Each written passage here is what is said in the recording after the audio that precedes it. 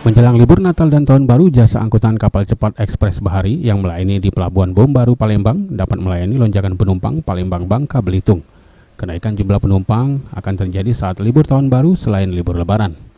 PJS Kepala Cabang Ekspres Bahari, John Heriadi menjelaskan, lonjakan penumpang jet foil bisa mencapai 50% penumpang pada libur Natal dan Tahun Baru. Lonjakan terutama terjadi dari arus balik Bangka Belitung menuju Palembang. Untuk libur akhir tahun, tiket jet foil mengalami kenaikan mulai dari 10% hingga 20%. Kalau biasanya untuk tahun baru sama Natal ini bisa dikategorikan peningkatan untuk penumpang 50% ada. 50% dari hari-hari biasa? Iya, dari hari-hari biasa.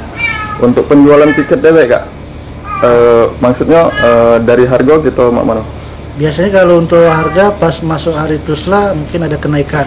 Kenaikan? Ya, kemungkinan untuk kenaikan mungkin sekitar 10% atau 20%. Oh gitu, berarti. Untuk libur nasional akhir tahun ini, pihak Ekspres Bahari di Pelabuhan Bom Baru siap melayani angkutan kapal cepat dengan lonjakan penumpang.